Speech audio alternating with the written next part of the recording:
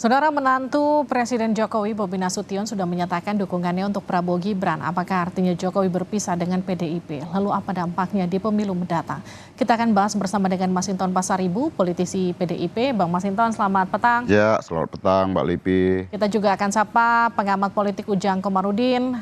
Mas Ujang, selamat petang.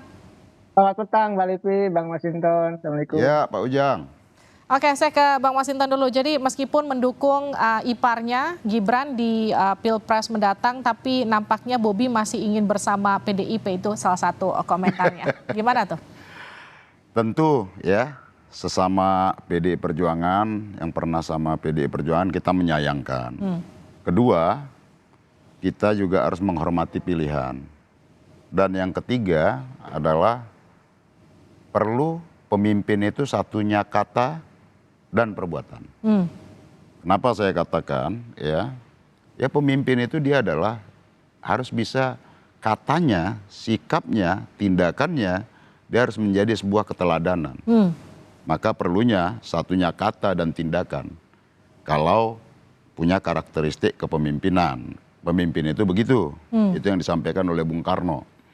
Nah maka tentu bagi PDI Perjuangan, bagi kami semua tegak lurus dengan keputusan partai yang sudah disampaikan oleh Bu Megawati, calon presiden dan calon wakil presiden yang kami usung dan harus kami dukung dan menangkan adalah Pak Ganjar Pranowo bersama Prof. Mahfud MD. Di luar itu ya tentu bukan lagi sebagai kader PDI Perjuangan. Nah itu loh. Nah, Bang Masinton, maaf saya potong. Kan kalau kita lihat dari pertama kali kan ketika Gibran kemudian dicalonkan dan resmi kemudian berpasangan dengan Pak Prabowo. Mulai dari isu mengembalikan KTA yang Mbak Puan katakan Gibran sudah pamitan. Tapi kita belum bicara soal pengembalian KTA. Yang sampai sekarang KTA-nya pun belum balik kalau menurut Pak FX Hadi Rudiatmo ya. Yang kemudian Pak FX Hadi Rudiatmo bahkan menyatakan kita udah close, tutup buku lah soal KTA itu. Artinya move on aja ke depan, ngeliat aja ke depan. Jadi artinya sebetulnya mau dibalikin, mau nggak dibalikin, Gibran tuh udah bukan bagian dari PDIP. Ya terserah dia, gitu loh. Mau kembaliin, oke. Nggak ngembaliin juga oke. Tapi kan yang jelas, sikap PDI Perjuangan mendukung Pak Ganjar. Kalau mendukung yang lain, ya berarti bukan lagi menjadi bagian dari PDI Perjuangan. Nah, tentu ya, ini kan kalau kita lihat, semua jawabannya kan sama aja nih. Iya kan, template-nya sama tuh, kayak ada kalau ditanya nanti masih pengen, tanya yang A masih pengen, tanya yang B masih pengen, kan gitu. Tapi sudah berada di calon yang lain, kan gitu ya. Nah itu kan tidak ada satunya kata dan perbuatan, gitu loh. Sebenarnya gini kan yang bikin orang bertanya-tanya, loh uang udah jelas jadi baca wapresnya pasangan lain. Meskipun KTA-nya nggak dibalikin, kenapa sih PDIP nggak bilang aja, Gibran kamu saya pecat dari PDIP, kenapa nggak gitu aja sih PDIP? Ini kan persoalan cara saja, ya kami juga harus menghitung Mbak, substansi dalam ADART kami, ya kalau dia tidak menjalankan garis kebijakan politik partai yang sudah resmi diputuskan, maka dia sudah otomatis. Nah kenapa banyak media nanya-nanya kami, ya, dan kami tidak mau reaktif, tidak mau reaksioner menyikapinya. Karena apa? Kami tahu ini berada dalam seperti tikungan ini nih. Ini goreng-gorengannya akan menjadi tinggi, bisa dibolak-balik, jadi gorengan, ya, akan jadi siapa yang siapa yang berbuat dan kemudian dia jadi playing victim, ya sama aja tuh, sama kayak hakim MK gitu loh. Ketua MK kan, template-nya kan sepertinya sama nih. Jadi kami tahu persis ya bagaimana kami harus bersikap. Tapi kami sejatinya punya sikap dalam menegakkan anggaran dasar, anggaran rumah tangga partai kami. Saya ke Kang Ujang. Kang Ujang, ini Bang Masinton sabar beneran apa disabar-sabarin sih sebenarnya? Ya tentu beliau orang bijak ya, dan PDIP partai yang berpengalaman, tentu langkahnya akan terukur. Ya kalau kita bicara ADART partai, Bang Masinton yang tahu persis dan paham betul terkait dengan persoalan Gibran yang sebelumnya juga ada persoalan terkait dengan misalkan Pak Budiman Sujatmiko Tetapi memang ada perbedaan tadi ya, situasi dan kondisi terkait dengan persoalan Budiman dengan Gibran. Karena tadi yang dikatakan Bang Masinton bahwa sejatinya ya kalau misalkan dipecat tahu-tahu elektabilitas Gibran naik jadi korban gitu, playing victim. Ini kan menjadi persoalan. Jadi sudah dalam konteks tertentu PDIP sudah rugi gitu ya karena ditinggalkan oleh Pak Jokowi dan keluarganya. Lalu di saat yang sama rugi dua kali dan tidak mau PDIP kan rugi berkali-kali karena kita tahu juga bahwa PDIP menjadi partai pemenang dua kali berturut-turut, ketiga kalinya ingin menang. Nah dalam konteks inilah ujian terberat bagi PDIP saat ini ya di pemilu 2024 yang dimana katakanlah ya Pak Jokowi dan keluarganya sudah tidak bersama-sama lagi dengan PDIP. Ini tantangan berat yang harus dihadapi. Saya melihatnya seperti itu. Ini saya mau tanyakan ke Bang Masinton, PDIP itu lambangnya banteng, merah berani, banteng itu tegas lah. Ya. Kenapa nggak begitu sama keluarga Pak Jokowi sih? Keberanian dan sikap tegas kami tidak bergeser 1 senti pun. Tapi kami juga harus berstrategi. Itu. Prinsip kami tidak ada yang berubah. Ini persoalan cara. Ya, kami nggak mau dong tiba-tiba nanti malah tuduhannya berbalik ke kami, digoreng-goreng tadi. Ya, siapa berbuat apa yang dituduh, waduh PDI Perjuangan arogan, apa segala macam gitulah. Udahlah, kita udah bisa baca itu.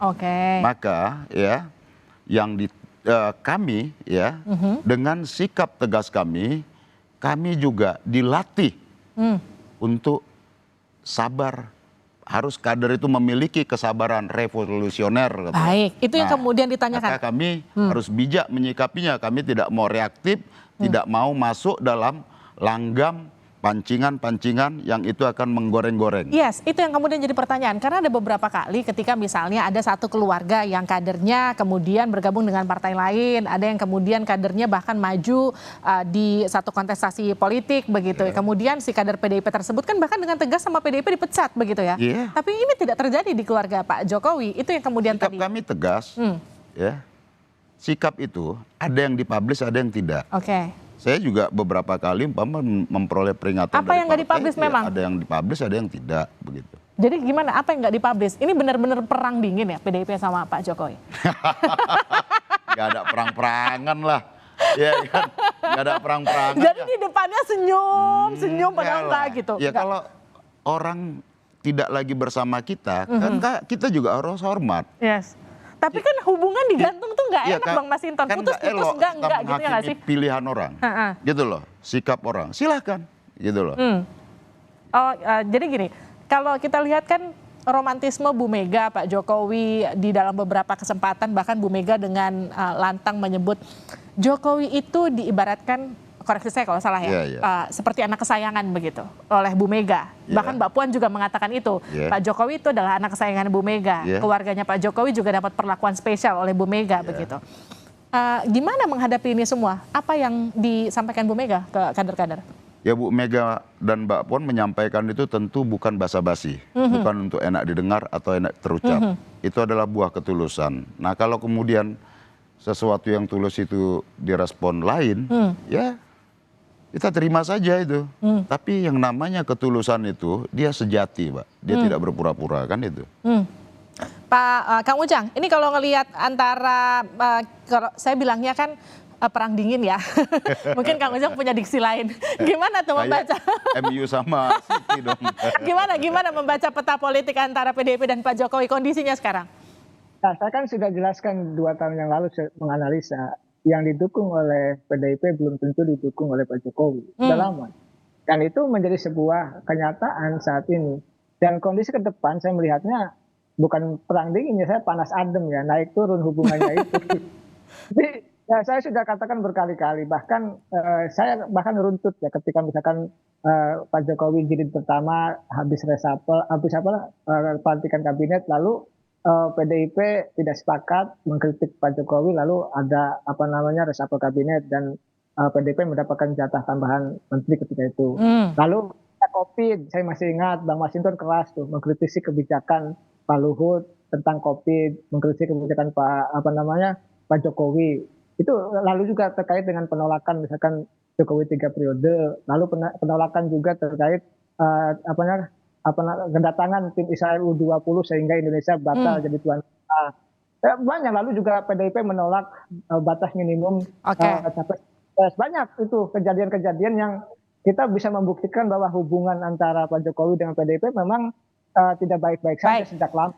Kang Begitu. Ujang, ini kan kita agak bertanya-tanya karena seorang Joko Widodo itu kan orang yang kita kenal dari wali kota Solo, dibesarkan PDIP, dibawa ke Jakarta, sampai kemudian jadi presiden 2 periode juga bersama dengan PDIP.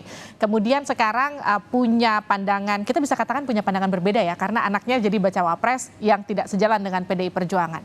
Apa yang membuat Pak Jokowi kemudian berpikir atau memilih untuk meninggalkan partai yang membesarkannya? Kalau menurut analisa Anda apa Kang Ujang? Ya, saya melihat dan menilai ya, mendalami gitu, bahwa Pak Jokowi kan ingin aman secara politik, hukum, dan ekonomi. Nah, kalau sudah seperti itu, maka harus ada backup politik, baik beliau sebagai ketua partai ataupun backup politik dari pihak lain. Nah, PDIP ini dianggap tidak bisa membackup politik, ya, karena hubungannya tidak bagus, tidak baik lagi. Ya. Walaupun Pak Jokowi sebagai anak emas Ibu Mega, tapi tidak ada garansi ketika misalkan Pak Jokowi sudah selesai jadi presiden aman. Maka ya Pak Jokowi punya skema sendiri, punya skenario sendiri. Yang tadi ya punya kendali sendiri, ingin jadi kingmaker, sehingga katakanlah ya ke depan Pak Jokowi bisa aman dalam konteks politik, hukum, dan ekonomi atau bisnis kan. Jadi itu naluriah seorang manusia, seorang presiden ketika misalkan akan landing seperti Pak SBY misalkan dulu selesai jadi presiden kan menjadi ketua umum Partai Demokrat. Ya. Kita ingin punya backup politik yang kuat. Nah, ketika misalkan Pak Jokowi itu tidak punya backup politik, maka ya dalam konteks tertentu pasti akan dikerjai oleh pihak politik. Itu yang jadi pertanyaan saya untuk Bang Masinton. Benar nggak backup politik landasan untuk Pak Jokowi landing pasca jadi presiden itu nggak disiapkan PDIP dan nggak cukup aman? Jadi tentu ya kalau persoalan pilihan, kalau tadi masalah backup apa segala macam kita nggak tahu. Tapi kami PDI Perjuangan ini tentu ada terhadap kader ya selalu bersama-sama.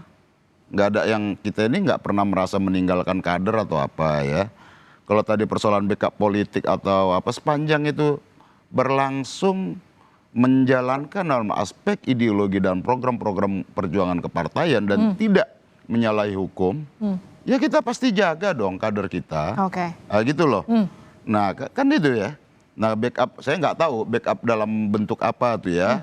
Nah kalau backup secara politik pastilah kita backup. Selama ini PDI Perjuangan total membackup seluruh kebijakan-kebijakan politik yang dikeluarkan oleh pemerintah. Itu oleh Pak Jokowi.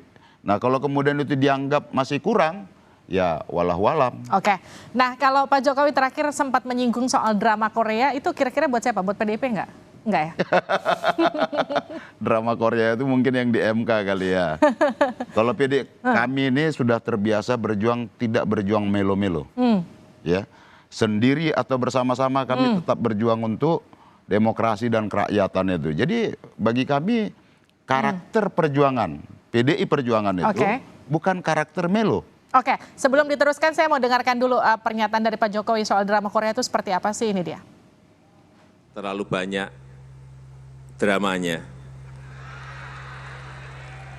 Terlalu banyak drakornya. Terlalu banyak sinetronnya. Sinetron yang kita lihat. Mestinya kan pertarungan gagasan. Mestinya pertarungan ide. Bukan pertarungan perasaan. Ini adalah pertandingan antar anggota keluarga. Pertarungan ide, gagasan, bukan perasaan tuh Bang Masinton. Gimana Bang Masinton menanggapi itu? Lah iya, kita nggak pernah bertarung dalam wilayah perasaan. Karena pertarungan politik itu adalah pertarungan rasionalitas. Ide, gagasan gitu loh. Kalau itu kita nggak perlu diulang-ulang itu. Tapi kalau kita lihat dari apa yang disampaikan oleh Pak Jokowi, publik hari ini ya dibuka aja percakapan di sosmed, harus dilihat dengan makna yang terbalik, kata publik begitu. Gitu loh. Jadi kalau dibilang drakor ya sumber drakornya di mana gitu. Baik, Bang Masinton gini, ini kan dari awal kita berbincang, ini kan meskipun tidak tersurat dengan jelas, tapi tersirat ada nuansa kekecewaan dari PDIP terhadap Pak Jokowi. Yang jadi pertanyaan saya sekarang gini, Pak Jokowi masih bersama PDIP nggak sih sekarang? Kecewa nggak? Kecewa nggak? Menyayangkan ya? Iya. Iya dong? Gitu loh, menyayangkan aja kira-kira Ya. gitu. Kalau kecewa, apa kecewa bisa menyelesaikan soal? Tidak. Apakah dengan kecewa kami bisa memenangkan kontestasi Pilpres dan pemilu legislatif ini? Kan enggak. Itu bukan jawaban. Tapi Pak Jokowi masih di PDIP nggak? Tanya beliau. Tapi tanya beliau. Bagi kami ya kekecewaan itu bukan jawaban. Maka kami di kader dan dilatih bukan untuk kecewa. Kami dilatih untuk berjuang, berjuang. Oke, saya ke Kang Ujang terakhir. Apa untung rugi Pak Jokowi masih bersama PDIP atau enggak? Ya tentu ini kerugian besar bagi PDIP. Misalkan PDIP ingin menang di Jawa Tengah sebagai basis massa. Ketika ada Gibran juga kan rugi. Pasti akan katakanlah beberapa bagian akan diambil. Dan itu sebuah kenyataan. Dan PDIP bagaimanapun butuh Pak Jokowi sebagai presiden. Itu yang ditayangkan oleh PDIP. Ya sejak lama bersama-sama di ujung berpisah. Nah itu kerugian besar kalau menurut saya. Tapi tadi ya harus kuat ya PDIP dalam konteks daya tahan politik. Dan PDIP sudah teruji. Tapi apakah ujian 2024 ini membuat PDIP lebih besar atau seperti apa? Kita lihat saja dinamikanya ke depan. Kita lihat nanti. Oke, karena politik itu cair ya. Kita nggak bisa menebak apa yang terjadi besok, minggu depan, bulan depan, kita nggak ada yang tahu. Terima kasih Kang Ujang. Terima kasih juga Bang Masinton sudah bergabung di Sapa Indonesia Malam.